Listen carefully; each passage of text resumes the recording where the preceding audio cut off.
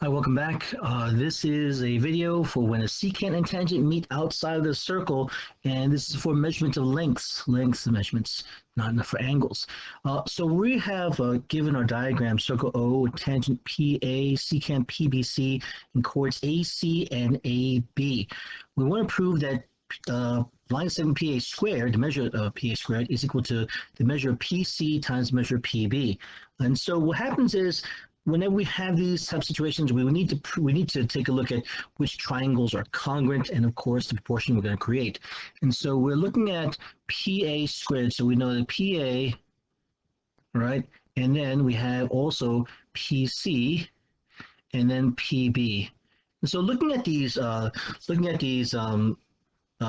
segments, it kind of looks like we want to prove that triangle PAB is similar to triangle PCA. So you're going to say, hey, how do you know? Well, PA and PB, those are two segments of the small triangle, and PA and PC are the segments of the large triangle. So that's our goal. We're going to try to prove those triangles are going to be similar to each other, and probably going to be using the angle method, two angles of one triangle are corresponding to angles of another triangle. The two triangles are similar. So let's begin our proof, beginning with our statements and reasons. Our first statement, of course, are the givens. And very similar to a previous proof we might have done, we see in this case that both triangles will have, in this case, angle P in both of the triangles. So therefore, again, we have, we're focusing on triangle PAB and triangle PCA. And they both have angle P. And so we're going to say in this case, angle P is congruent to angle P because of a reflection property, or an angle is congruent to itself. So now we have a first pair of angles. Unlike the previous proof we might have done before, where we had two angles that were both inscribed in the same circle, here we have a little bit different. So our first angle we're going to look at is going to be angle PAB is 1/2 the measure of arc AB.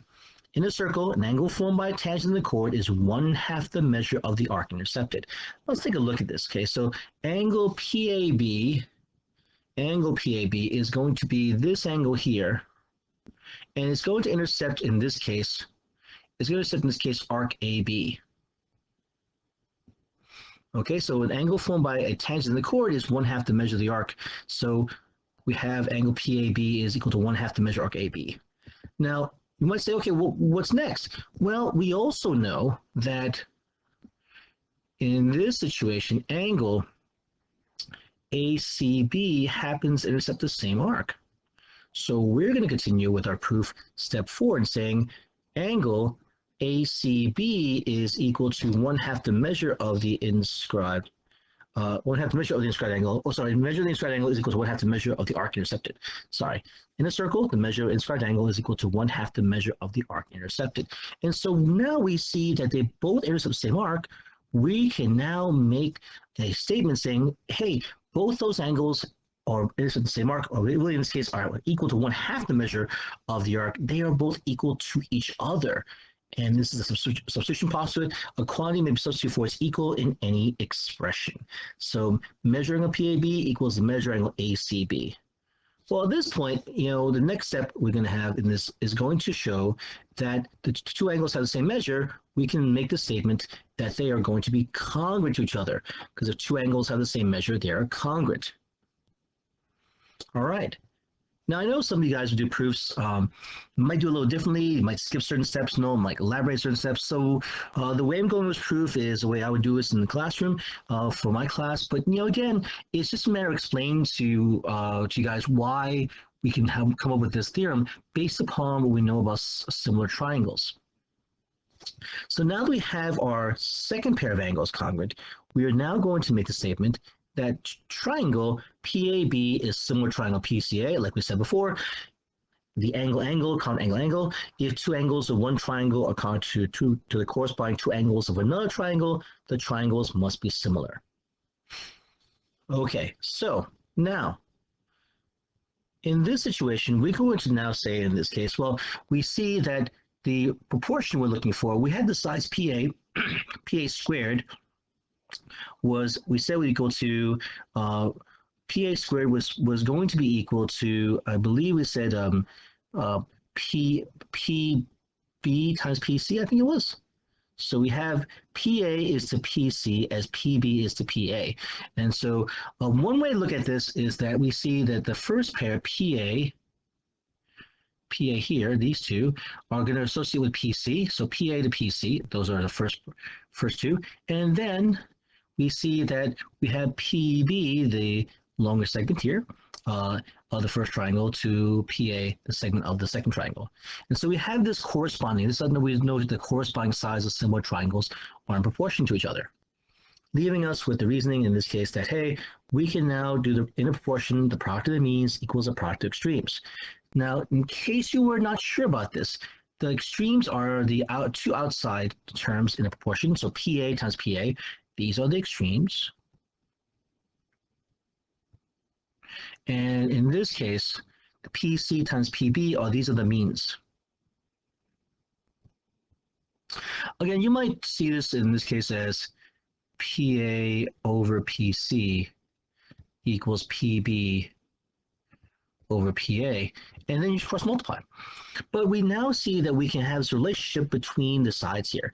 So to get a full look at this as a full page, we see this is here, in case you want to go get a full page show. And if you want to analyze this, you pause the video, all right? So what we now say in this case is going to be that if a tangent and a circle, tangent and secant are drawn to a circle from a point outside the circle, then the square of the measure of the tangent is equal to the product of the measures of the secant and external segment. Move this over a little bit. Sorry, I thought it fit before. Okay, all right. So what does it mean? External segment, that part of the segment outside the circle. So the tangent is the whole segment, and its outside part is going to be also the whole segment. So it's really the whole times the outside part equals the whole times the outside part. Therefore, PA times PA is equal to PC times PB. So that's how we get this now. So very similar from before. So the whole, so PA, the whole times the outside part is equal to the whole times the outside part. And this is how we get this formula here. Now let's try this out, okay? Let's try one example. And so our first example is going to be using the same idea. Here we have the accompanying diagram. PC is a tangent to circle C, and PAB is a secant with PA equal to 2 and AB equal to 3. So find the exact measured length of PC. So exact length, all right, it possibly means in this case that our answer might be in a square root form. So let's take a look though. So here we have a tangent and secant meeting outside. So we know that's going to be PC squared, the tangent squared, is equal to the whole secant, which is PB, times external segment, or the outside part, PA. Okay, so PC we're trying to find. So we'll call this X. And PB, well, we know PA is 2 and AB is 3, so PB must be a total of 5 because we're adding pieces together. You know, it's funny is that a lot of times students will be multiplying because they love to multiply. So, but here it's going to be adding. And here PA is 2. So here we have x squared equals to 5 times 2, or x squared equals to 10. Take the square root of both sides. We see in this case x is equal to the square root of 10. So we know now PC is equal to the square root of 10. Okay, and that's the exact value. If you were to find the decimal value, that would not be what we're looking for. Okay, so be very careful. Okay, so now this is more challenging. Here, diagram tangent PA, put a little hat over that, tangent PA and secant PBC are drawn to circle O from point P.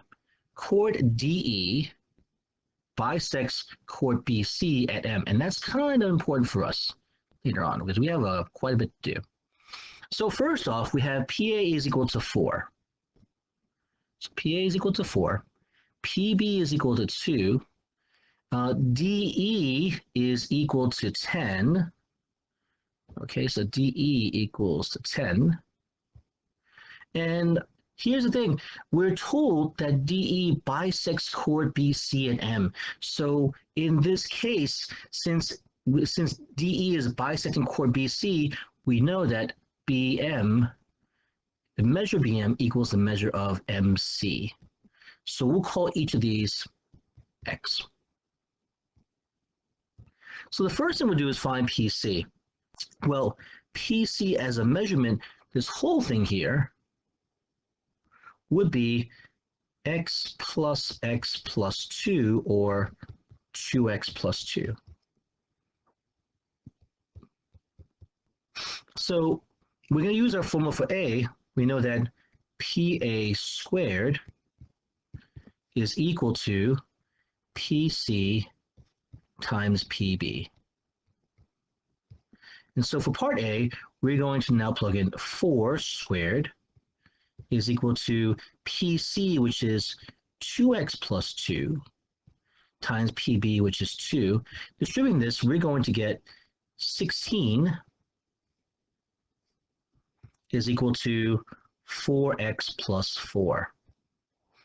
Now, to solve for X, we can subtract 4 on both sides, and we get 4X is equal to 12, and X equals to 3.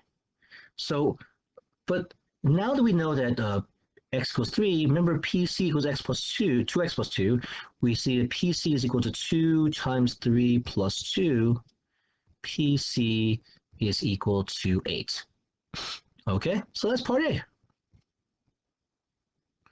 Well, BC, part B, BC is equal to 2X because of 2 pieces, and therefore 2 times 3, which is equal to 6. So BC equals 6. Okay, well, that's not so bad. CM, well, CM is equal to 1X. So that's equal to 3. So CM equals 3. Wow, it's not so bad. Now for the last one. Now we're trying to find DM. Okay, so now DM, okay, where DM is greater than ME. All right, so we're told that in this case, DE is 10. All right, so we'll call in this case, and this is for D, we're going to call DM is equal to Y, and ME is equal to 10 minus Y. All right, and so the relationship between when two chords intersect, we're going to have the product of pieces of the first chord. So we know that DM times ME is equal to CM times MB. And so here we see that we're going to have Y times 10 minus Y is equal to, well, both CM and MB are both equal to 3. So 3 times 3. So now we have 10Y minus Y squared equals 9. And so this is a quadratic equation. So I'm going to move this up a little bit. And so now I'm going to rewrite this. So moving this over to this side and this over to this side. And we're going to get Y squared minus 10Y plus 9 equals 0. And if that's the case, we factor Y and Y. Two numbers that multiply 9 add to 10, or 9 and 1. So we're going to have minus 9 minus 1. We get Y equals to 9 and Y equals to 1. But the key thing here is that we know that we said that the requirement is DM is greater than ME. So DM is greater than ME. That means that DM has to equal to 9, while ME is equal to 1. Ladies and gentlemen, hope you had a good time with this. Hope it's helpful, explain things, and please like this video if you found it helpful, and take care.